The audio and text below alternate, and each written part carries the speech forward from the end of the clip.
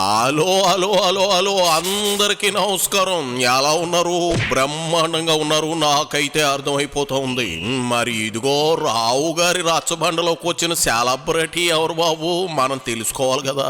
మరి ఆయన గారు ఎవరు, ఎప్పుడు వచ్చారు, ఇవన్నీ మీరు తెలుసుకోబోయే ముందుగా మీరు చెయ్యాల్సిన పని ఒకటి ఉంది. మన రచ్చబండకి ఒక లైక్ ఇచ్చేసి అలాగే మన కేకే న్యూస్ని సబ్స్క్రైబింగ్ చేసేసుకోండి.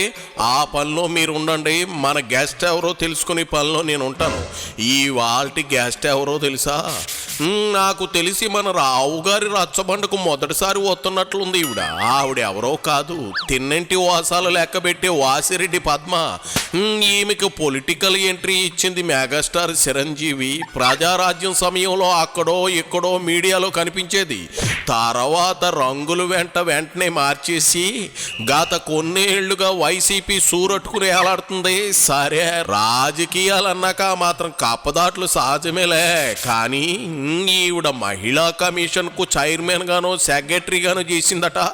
అప్పుడిప్పుడు జగన్ సతీమణి ఎవరో ఏదో కామెంట్ చేశారని బయటకు వచ్చింది తప్ప తర్వాత ఎక్కడ ఈ మహిళా నాయకురాలు కనిపించిన దాఖలా లేవు. పాపం టికెట్ ఆశించి ఉన్న పదవికి సైతం రాజీనామా చేసి అటు ఇటు కాకుండా పోయి ఇదిగో మన ముందుకు ఇవాళ వచ్చింది. ఇదిగో పద్మక్క, నీ గోలేందో చెప్పు. అవ్వాతాతల పెన్షన్లను ఇంటికి రాకుండా ఆపేసి చంద్రబాబు నాయుడు ఈరోజు నీతులు చెప్పడం అనేటటువంటిది చాలా విడ్డూరంగా ఉంది. ఆయన హయాంలో ఏ రోజు కూడా ముసలి వాళ్ళ గురించి, వాళ్ళకి మంచి చేయాలనేటటువంటి ఆలోచన ఆయన ముఖ్యమంత్రిగా ఉన్నప్పుడు చేయలేదు.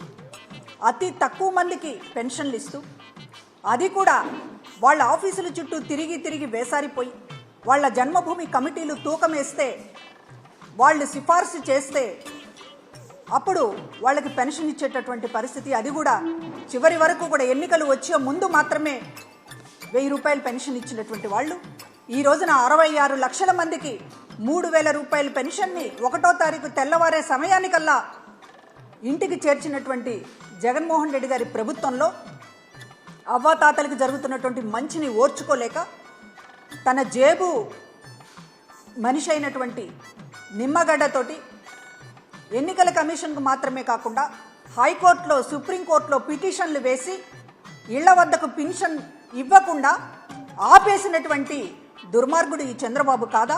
చూడమ్మాయి పద్మ, అవ్వాతాతల మ్యాటర్ చాలా ఓల్డ్ అయిపోయింది. మళ్ళీ దాన్నే అట్టుకుని ఏలాడుతున్నావు అంటే అది తప్ప మీకు ఓట్లు రాల్చే పథకం లేదనిపిస్తుంది. అయినా ఇంకో 10 రోజుల్లో అన్నీ తేలిపోతాయి కదా. తినబోతూ రుచి ఎందుకు చెప్పు. నువ్వు కార్యకర్తకి ఎక్కువ, బూత్ ఏజెంట్కి తక్కువ అన్నట్లున్నావు. అయినా టికెట్ ఇస్తాడని ఏవో ఆశలు ఎట్టేసుకున్నట్లున్నావు. ఎంపీ టికెట్ అయితే ఇచ్చేవాడేమోనమ్మయో. ఎందుకంటే ఈసారి ఎంపీ క్యాండిడేట్లు దొరక తెగ ఇబ్బంది పడ్డాడట జగన్ రెడ్డి. ట్రై చేయాల్సింది. ఈ రోజున మీడియా ముందు గంటలు మాట్లాడుతూ అవ్వాతాతలు పెన్షన్ ఇవ్వకపోవడానికి ఈ ప్రభుత్వం నిర్లక్ష్యం కారణమని ఈయన మాట్లాడతాడు. 33 మంది చనిపోయారు, దానికి కారణం జగన్మోహన్ రెడ్డి అనేటటువంటి మాట్లాడతాడు. అసలు అవ్వాతాతలకి 5 ఏళ్లుగా అవ్వాతాతలకి నెల 1వ తారీఖు ఉదయం కల్లా 3000 రూపాయల పెన్షన్ ఇచ్చింది ఎవరు? దేశంలోనే ఎక్కడా లేనటువంటి విధంగా 3000 రూపాయల పెన్షన్ అనేటటువంటిది అందజేసినటువంటి ఒక గొప్ప ప్రభుత్వం జగన్మోహన్ రెడ్డి గారి ప్రభుత్వం కాదా? ఎన్నికల సమయంలో పిటిషన్ల మీద పిటిషన్లు వేసి పెన్షన్లు రాకుండా వాళ్ళ ఉసురు తీసుకుని ఇవాళ 46 మంది వృద్ధులు చనిపోవడానికి ఆఫీసుల చుట్టూ తిరిగి గుడ్డపోటుతోటి, ఆరోగ్యం బాగలేక వడదెబ్బలు కొట్టి ఇవాళ పెద్దవాళ్ళందరూ కూడా చనిపోతున్నటువంటి పరిస్థితుల్లో చంద్రబాబు చేసినటువంటి నిర్వాకానికి అవ్వాతాతలు బలవుతున్నారు అనేటటువంటి ఆవేదనతోటి ఈ ప్రభుత్వ యంత్రాంగం వాళ్ళకి ఇంటి వద్దకే పెన్షన్లు అందించేటటువంటి ఏర్పాటు చేయడం, ఎలక్షన్ కమిషన్ సూచనల మేరకు బ్యాంక్ అకౌంట్లోకే మే 1వ తారీఖున జమ చేయాలనేటటువంటి ప్రయత్నం చేస్తుండడంతో ఈ రోజున దాన్ని మళ్ళీ ఒక రాజకీయానికి ఉపయోగించుకోవాలనేటటువంటి ఉద్దేశంతో చంద్రబాబు మాట్లాడినటువంటి మాటలు నిజంగా ఈ మనసున్నటువంటి మనుషులు ఎవరైనా మాట్లాడతారా ఈ రకంగా అనిపిస్తాం.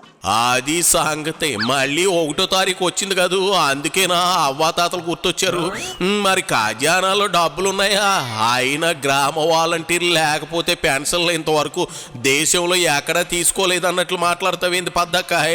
తప్పు కాదు, నిజానికి చెప్పకు. రాజకీయాల్లో నిజాలు చెప్తే ఇస్తారని జనం కూడా ఎదురు చూడరు.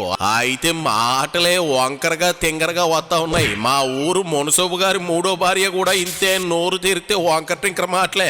ఓ పాలి జనం ఆమెకు దేహశుద్ధి మా గొప్పగా చేశారు. నీకు ఆ సన్మానం కావాలని ఉందా?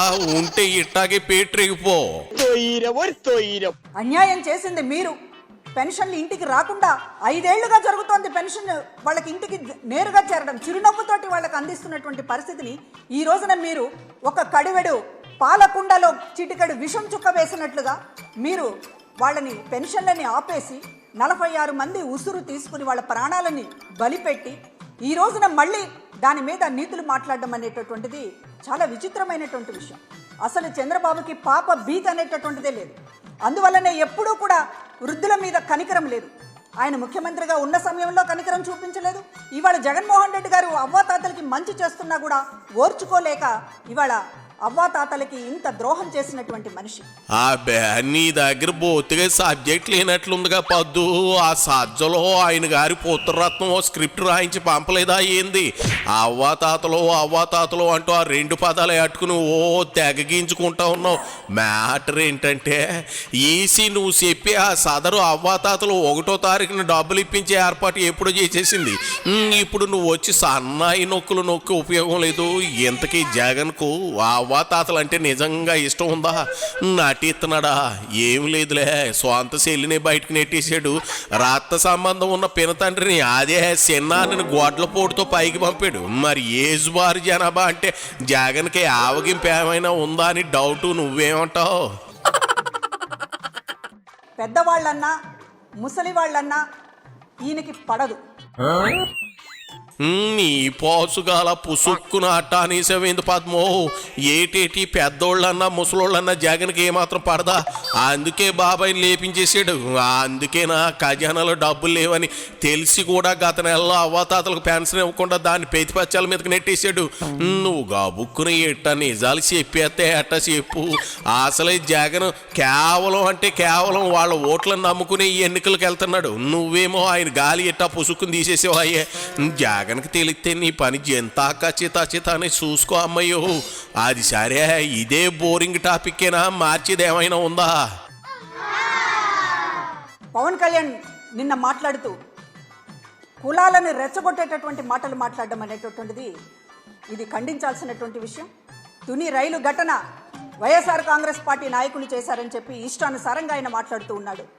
ఇవాళ ఏదైతే ఒక సున్నితమైనటువంటి గోదావరి జిల్లాలలో కులాలను రెచ్చగొట్టి రాజకీయ పబ్బం గడుపుకోవడానికి పవన్ కళ్యాణ్ని ఇవాళ వాడుకుంటున్నాడు చంద్రబాబు. ఈ రకమైనటువంటి రెచ్చగొట్టే వ్యాఖ్యల వల్ల అక్కడ మొత్తం కూడా కులాల వారీగా నాయకులు చీలిపోవాలని, ఒకళ్ళొకళ్ళు దూషించుకోవాలనేటటువంటి ఒక చెత్త ఎత్తుగడలని పవన్ కళ్యాణ్ వేస్తున్నాడు. దాని వెనుక ఉన్నటువంటిది చంద్రబాబు. కేవలం కులాలను రెచ్చగొట్టడానికే పవన్ కళ్యాణ్ ఆయన ఈ రోజున కూటమి కట్టి తీసుకుని వచ్చాడు. కులాలని అడ్డు పెట్టుకుని ఒకళ్ళని, మతం అడ్డు పెట్టుకుని ఒకళ్ళని ఈ రోజు ఆంధ్రప్రదేశ్ని నిట్ట నిలువుగా చీల్చాలని చెప్పి చంద్రబాబు నాయుడు చూస్తూ ఉన్నాడు. వీళ్ళ ఆటలు చెల్లవు, సాగవు. ఇవాళ అవ్వాతాతలకి ఏదైతే ఇప్పటిదాకా మంచి జరిగిందో, అన్ని కులాలకి ఈరోజు ఏదైతే మంచి జరిగిందో వచ్చే 5 ఏళ్లలో కూడా ఇది కొనసాగుతుంది. మళ్ళీ ఈ ప్రభుత్వం ఖచ్చితంగా అధికారంలోకి వస్తుంది అనేటటువంటిది తెలుసుకొని కనీసం ఇట్లాంటి విద్వేషపూరితమైనటువంటి మాటలైనా కట్టిపెట్టాలని చెప్పి కోరుతున్నాం. అమ్మయ్య, మొత్తానికి టాపిక్ అయితే మార్చావు. ఏందేంది పవన్ కుల విద్వేషాలు రెచ్చగొడుతున్నాడా? నిజమా? తుని రైలు ఘటనలో A1గా ఉన్న ముద్రగడ్డ మీ A1 జగన్ ములాఖాతో అయితే ఏమనుకోవాలి?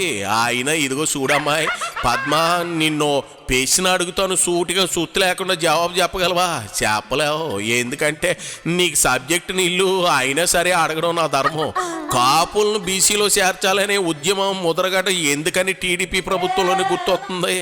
ఇది ఒక్కటే చెప్పు. వైసీపీ ప్రభుత్వం 5 ఏళ్ళు ఉన్నప్పుడు ఎందుకు నోరు మెదపలేదు? ఇది చెప్పగలవా? నీకు అంత సీన్ లేదులే. అంచేత కుల విద్వేషాలు, కులాలను రెచ్చగొట్టడాలు అని పెద్ద పెద్ద పదాలు ఆడుకో. నీకు ఆటే అంత మంచిది కాదు. నిజంగా చంద్రబాబుకి కళ్ళు చెవులు ఏమన్నా ఉన్నాయా?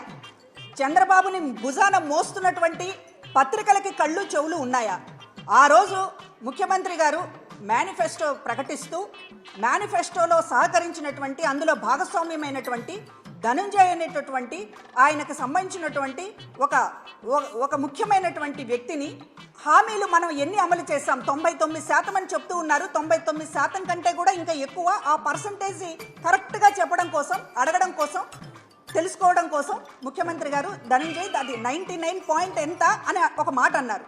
దాన్ని పట్టుకొని ఈ రోజున ఆంధ్రజ్యోతి ఒక పెద్ద కథనం, సీఎంఓ కార్యదర్శి ధనుంజయ రెడ్డి ఎలక్షన్ మేనిఫెస్టోలో పాల్గొన్నాడని చెప్పి దాన్ని ఒక పెద్ద కథనం రాయడం, దాన్ని ఇష్టం వచ్చినట్టు ఈ రోజు కూడా చంద్రబాబు మాట్లాడటం, ఎలక్షన్ కమిషన్ కంప్లైంట్ చేయడం, ఎలక్షన్ కమిషన్ సస్పెండ్ చేయాలని వీళ్ళు కోరడం. చంద్రబాబు లాంటి వాళ్ళకి కనీసం క్రాస్ చెక్ చేసుకోవాలి. ఒక విషయాన్ని ధనుంజయ్ పేరు అంటే మీకు పేర్లు కూడా హడలేనా? ఇదిగో మళ్ళీ నువ్వు మంచి ముద్దపప్పులో కాలేసావు పప్పు పద్మ. ప్రభుత్వ అధికారులు పార్టీ మేనిఫెస్టోలు ఎలా రాస్తారు చెప్పు. నీకు ఆ విషయ పరిజ్ఞానం లేదాయే? ధనుంజయ్ అయినా ఇంకొకరైనా ఇలా వైసీపీ మేనిఫెస్టోకి పని చేయకూడదు, అది చట్ట విరుద్ధం. అందుకే పొలిటికల్ సైన్స్ అనే సబ్జెక్టులు చదువుకోమనేది. ప్రజల కోసం పనిచేయాల్సిన అధికారుల రాజకీయ నాయకులకు తొత్తులుగా వ్యవహరించకూడదు అనే ఈసీ నిర్ణయం. ఆ చేత 99.9% మీరు డప్పు కొట్టుకుని ఆ మేనిఫెస్టో భజన సంగతి ధనుంజయ్ని అడగడం జగన్ రెడ్డి చేసిన మొదటి తప్పు. నువ్వు మళ్ళీ అది ప్రస్తావించడం రెండో తప్పు. ఆయన మీ బాస్కి ఎన్నికల నియమావళి తెలీదు. నిన్న కాక మొన్న వచ్చిన దాన్ని నీకేం తెలుతుందిలే, యాదాతొగ్లకు తదా పిచ్చి బ్లూ బ్యాచును అని ఊరకే అనలేదు కదా. చెప్పినంత వరకు సాల్లే పద్దు. ఇక వెళ్ళి జగన్ భజన పద్దులు రాసుకో పో అమ్మా. నీకెందుకు రాజకీయాలు? నువ్వు మాట్లాడి మీ శ్రీరెడ్డి మాట్లాడి వాటుకున్న విలువను ఎందుకు తీసేస్తారు? సాల్లే పో. అయిపోయి